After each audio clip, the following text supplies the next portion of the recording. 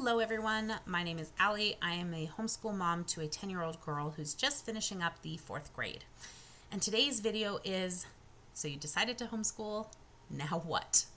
The first phase, once you've made that decision, can be confusing and overwhelming and a little bit chaotic. So my hope is that by doing this video, it just kind of helps you to take a step back, see everything clearly, and then calmly make those next steps and not feel like this process is overwhelming or stressful. So before we get started, I want to be really clear that every province, state, country, region will have their own policies, regulations, laws around this. So the steps that I'm giving in this video are specific to Alberta, where I live. And so you just need to make sure that you are doing your due diligence and you are gathering the information and resources and legal requirements for your area to make sure that everything is good to go. So let's get into step 1. The first thing that you have to do is to notify that you are homeschooling. And this is a legal requirement, and there is a form that I will link in the description box that you can utilize, and that is your step 1. This notification form is to let Alberta Ed know that you are home educating, and there are kind of 2 steps from there, or 2 different options from there, but both require that you notify. And it's important to know that this is really your only initial legal requirement, because if you're taking your child out of a public education system and notifying that you are homeschooling, you filled out your paperwork, you've sent it in, you're good to go, you may still get questions from your current school board, saying that you still need to bring your child in, that they need to notify by a certain time of the year, that it's not legal until they have been notified. That is not the case. You are able to notify at any time of the year. Once that is done and once it has been submitted, your child can be at home with you, and you can let your school board know that you have notified, and that is all you really need to say about that. And the reason I mention that is just because sometimes our public education systems are not maybe aware of those requirements for us, and you may get questioned, or you may receive emails or phone calls. So just kind of stand your ground on that and just say, I have already notified, and that is all I am obligated to do. We will now be home educating, so you may stop phoning or emailing me, and Alberta Ed will take care of the rest, kind of thing. So first thing is to do your notification form, and that is a requirement for everyone. After that, you have 2 options. You have the option to notify through a homeschool board. So these are the different avenues you can take. You have an option to notify through a homeschool board, which means you are opting to go from a public education board into one that is more specifically conducive to home education. That is essentially called a willing supervising authority. So you have somebody just overseeing your home education plan. And there's some pros and cons to that. So we'll talk about those in a second. And then the other option is to notify directly through the government, which means you are not going through a home education board. And this is just called notification only. And there are some pros and cons to that. So let's talk about what each of those looks like. If you are notifying through a homeschool board, you are taking on a supervising authority. You are assigned a facilitator. And I will talk about the things that we do with our facilitator in a moment, but essentially you are getting access potentially to support and some funding. We get $901 per year for our 1 student. If you have more students, obviously that would change, but we have $901 per year that is allocated toward us, and then we split that with our home education board, so they also get some funding towards them and to be able to provide those resources and facilitators. So One of the pros of going the direction of a supervising authority or a homeschool board is that you have accessing to some funding that you can use for educational materials and resources and programs and such. So that is one direction. If you really want a lot of independence, you don't want a supervising authority, you don't want anybody overseeing your educational plan, you want to be 100% independent, doing your own thing, you can do the notification only. You will not have access to any funding, and you will not have access to any facilitator or homeschooling board support, although you may get support in so many other fashions.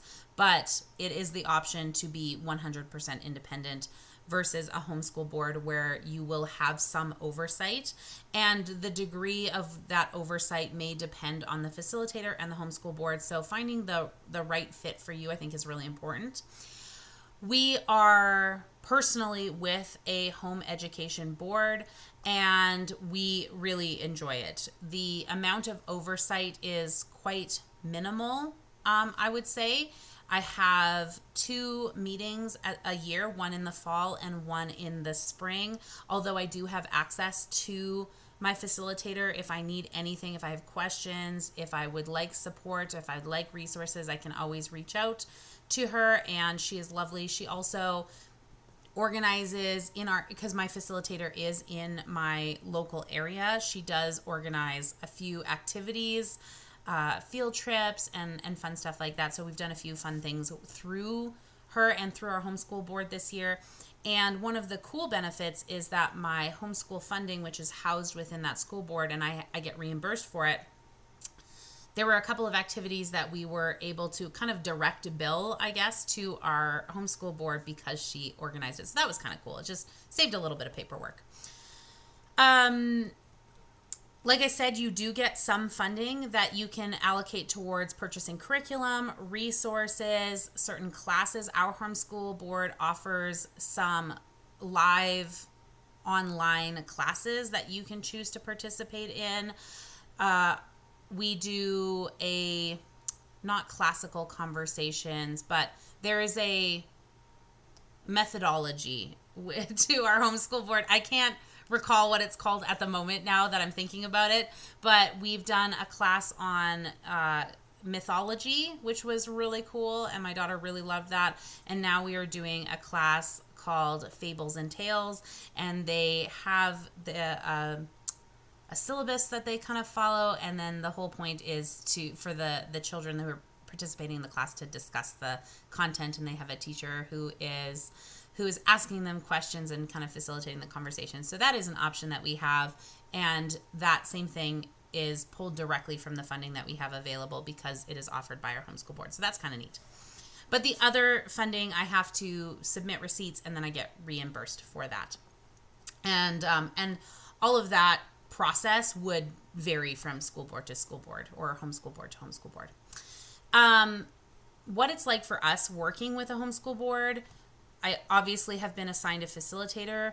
It's really important to clarify that they are there to support and guide you. They're not there to judge you, and they're not there to dictate what you do. And that was really important to me. I care a great deal about my independence as a home educating mom. I care about, having a lot of freedom and not being micromanaged. I really am not fond of that. So this homeschool board that we have and the facilitator we have are really working for us because she is there as a support if I need, and I can reach out, but there's not a lot of oversight in terms of questioning or judgment or anything like that, which has been lovely. And that might be different depending on your area and depending on your requirements and your homeschool board, but that's what the experience has been for us. We have to meet twice a year.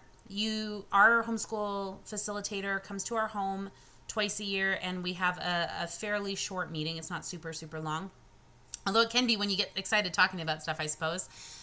Some prefer not to have their facilitator come into their home. Maybe they meet at a more neutral location like the library or a coffee shop or something like that. Or they might have the option to meet online via like Zoom, so that or some sort of video conferencing. So that is a cool option that I think a lot offer.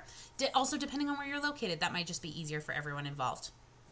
During those meetings, we talk about how our child is learning. We talk about any struggles, any big wins. My daughter's favorite part about the facilitator meeting is being able to show off all the cool resources that we have, all of the stuff we've done. She just wants to walk her through everything that we own and everything she's done and every picture she's drawn and or painted, every book we've read.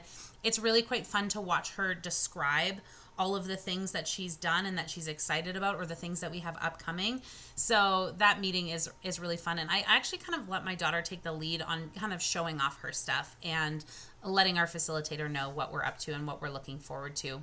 We also talk about self-evaluation. So at the beginning of each year, I submit an educational program plan. More on that also in a moment. And so at the beginning of the year, we talk about what those plans kind of look like. And at the end of the year, we do an evaluation. And I say that in quotes because really the evaluation is dictated by me and what I feel is the form of evaluation that I want to choose. And there are lots of different ways of evaluating. So we just talk about, based on my own personal evaluations, where would I suggest that my child is? What do we need to work on? What is going really well? And what do we want to change going forward? As a parent-directed home educator, I am not required to follow Alberta Ed's exact learning outcomes. This is a question I actually get a lot. I am personally not aligned with Alberta Ed, although I kind of loosely observe it and keep an eye on it, just, for curiosity's sake more than anything else, and to just see where my daughter kind of falls in relation. But I'm not beholden to it, which I really enjoy, because I might just choose a different route.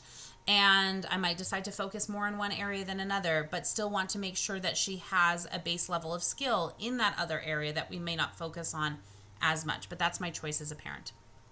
Instead, I follow what are called the home education learning outcomes. And same thing, I will link those in the description box. They are available on our home education website or for our school board, and they are part of how I structure my program plan each year based on, okay, what learning outcomes is this particular curriculum or this particular class or strategy, what outcomes is this meeting? So that's kind of cool. And the home education learning outcomes are a lot more broad and a lot more flexible than the Alberta Education ones are. So there's a lot of things that kind of mold or fit within them. And like I said, that gives you the option to be a little bit more flexible with your approach and with the resources that you use. So I will share that. One thing that I will say that is probably the biggest difference between the home education learning outcomes and then the Alberta Ed learning outcomes is that they just really emphasize things like problem solving, communication, understanding your world and your place in it, as well as things like creativity. And it's more, I would say, almost like a value-based system, which I think is really lovely. It's focuses on values and life skills almost, as opposed to very specific educational outcomes. You're still learning, obviously, but it's what are you learning and how does it apply to your life? That's what the home education outcomes really emphasize, it feels like. So now that we've introduced and talked about the educational program plan, which is what I do at the beginning of the year. So I've notified, I do that every single year. I let them know that I'm going to continue to homeschool. I did that the first year, and I continue to do it each year. The same as you would if you were registering each year for your school board for the next grade. You always have to do that registration process, and I think in like February or March is when ours opens up for each school. We do the same thing. So I notified for the 2025-2026 year back in, I think, February, as soon as it was open and available, and I got an email saying, hey, you can notify now or whatnot. And I re-registered with my homeschool board. So that's already done, so then I didn't have to worry about it anymore. After I've notified, after I've been provided with a facilitator. Now I'm going to submit my educational program plan. Now, the first year that I did this context I think is important. When I first decided to home educate, it was not a random thought for us. I grew up around homeschooling because some of my very best friends when I was younger and my neighbors, one and the same people, they homeschooled when they were younger. And so I got to witness a lot of that.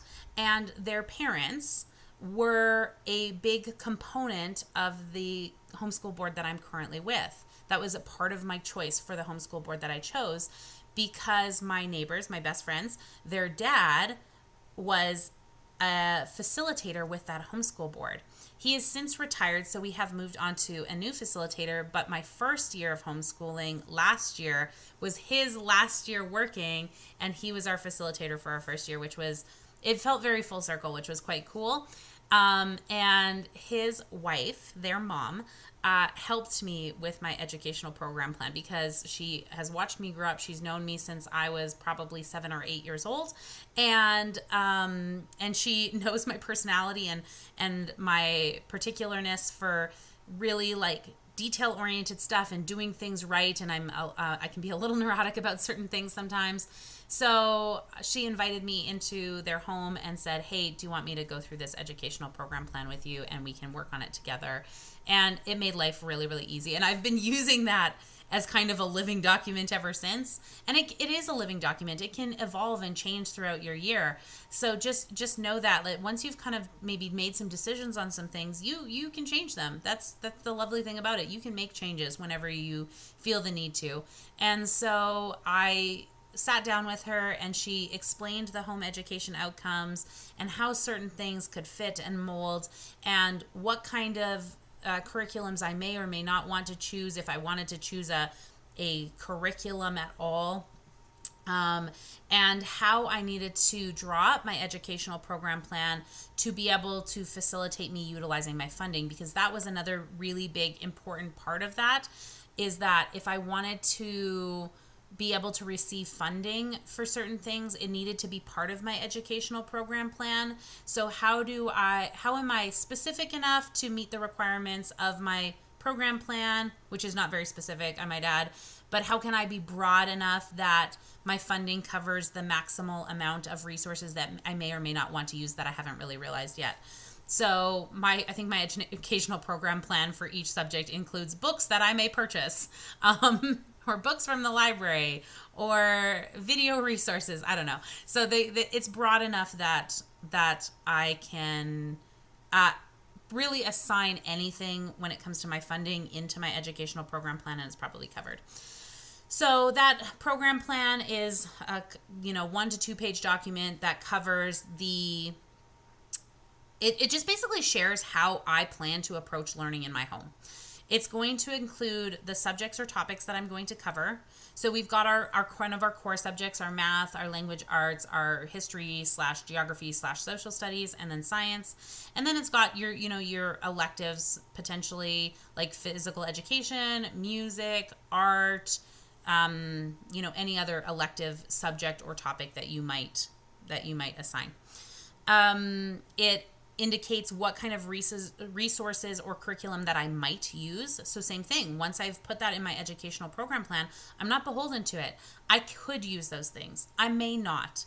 I might put something in there that I'm interested in but haven't really locked in on. It is a living document. I can kind of change and evolve it as I need to.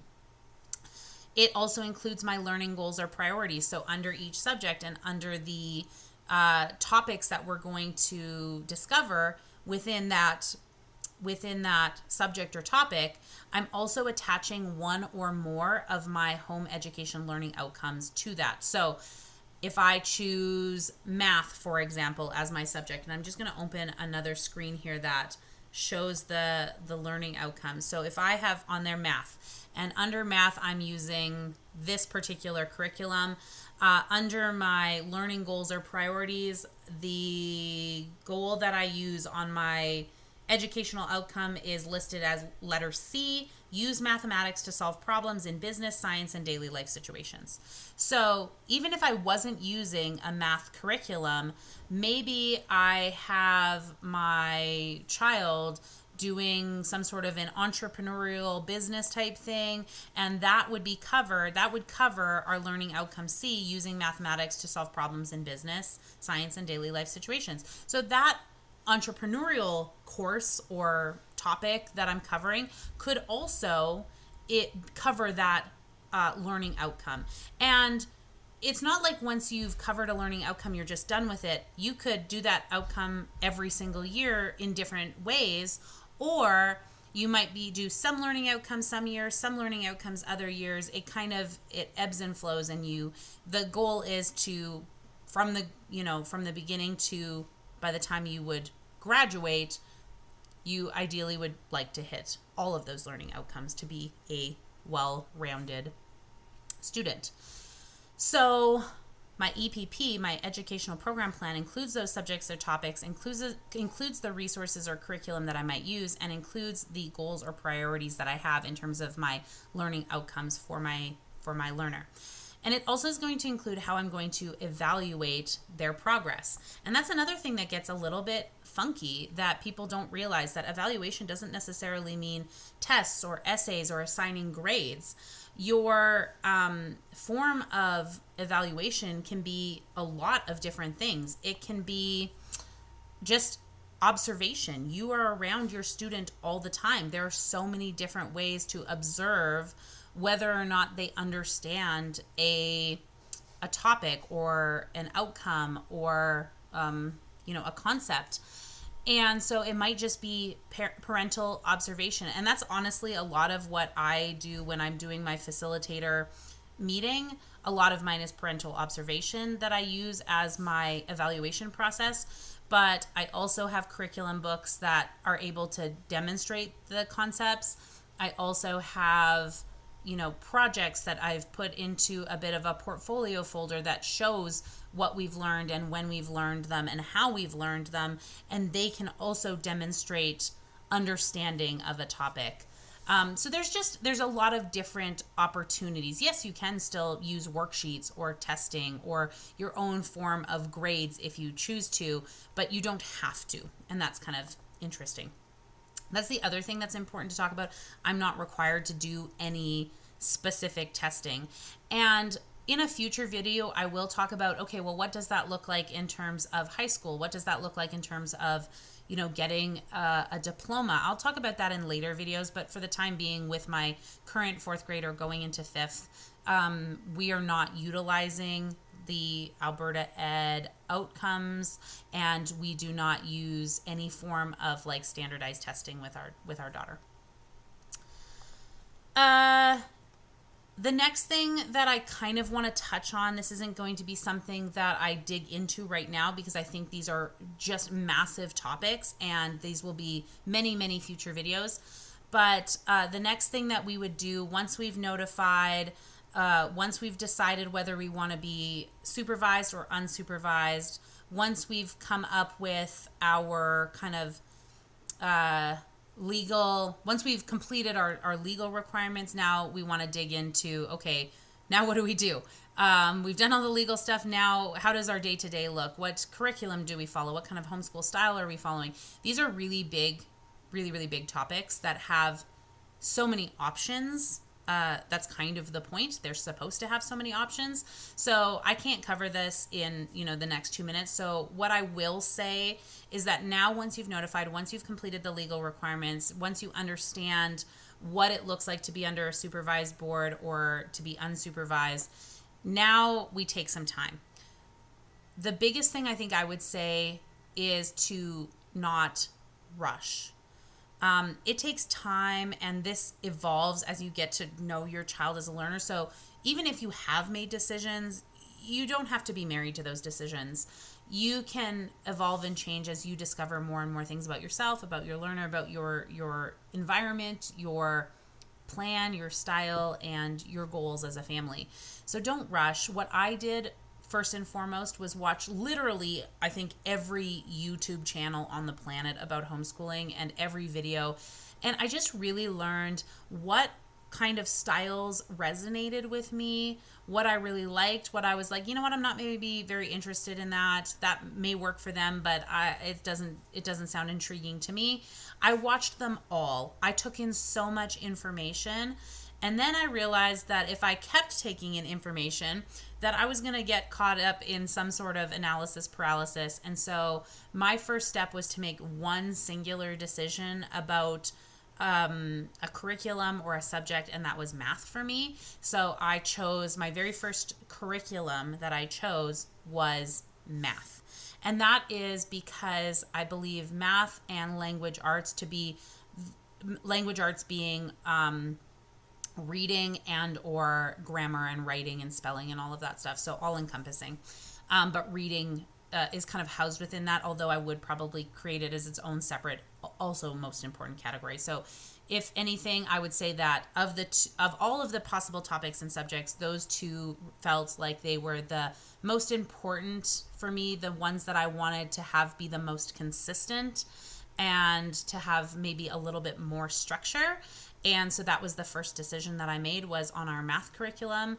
And like I said, I will talk about curriculums, specific ones that we've chosen or ones that I've looked into at a later date. But that was the first decision I made. And then once that one decision was made, it felt like it just opened the floodgates, and it made it a lot easier to make the other decisions, because there's so many resources now. I think about when my neighbors and best friends were homeschooling when we were children, and I'm like, man, they probably had a hard time because there was a lot less available. There's some, maybe it wasn't harder. Maybe it's harder now that we have more options. I don't know. It's hard to say.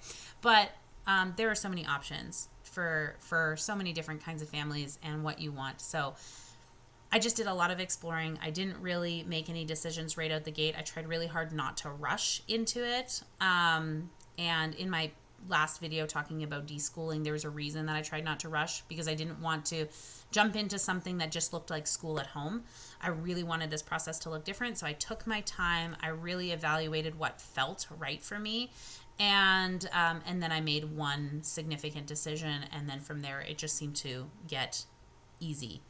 There are a few really common styles of home education.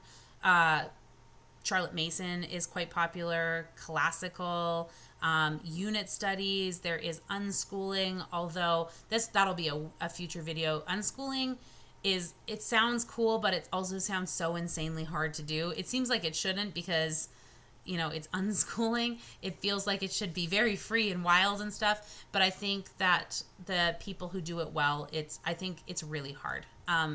I would fall under the eclectic style. I like a little bit of everything. I like certain aspects of this and certain aspects of that, and then I put it together in some sort of weird conglomerate. But yeah, just take your time. Be open to all sorts of different things, and then just take on what resonates with you, and make one or two early decisions, and then just sit back and watch what's happening and see how your learner is dealing with that, see how you're feeling about it, and just know that it can always change. So yeah, like I said, I will do bigger videos on curriculum and on homeschool styles later. But I did want to touch on that briefly, because that would be the logical next step. But I think it's the first step that people think about when they're like, hey, I've decided to homeschool. Now what? Curriculum. That's the first thing that they do. They kind of like panic choose. But there are some legal requirements first, and then we can start to explore. But even still, I would still say take your time, like really dig into it and enjoy the process of exploring, just like we're trying to do with our kids, right? We're trying to get them to love learning, to foster a love of learning. And so we should also foster a love of exploring our educational freedoms and opportunities. I think that's really, really beautiful. Biggest thing though, you've already done the hard part. You decided to take the leap. Recap of the action steps. Notify, decide on whether you want to work with a supervising board, or if you would like to be independent. Explore, creating your educational program plan, and then begin observing your child and your family rhythm, and then make some decisions from there. If you liked this video, if you liked any of my videos, please feel free to subscribe to them and see any of the ones that I make in the future.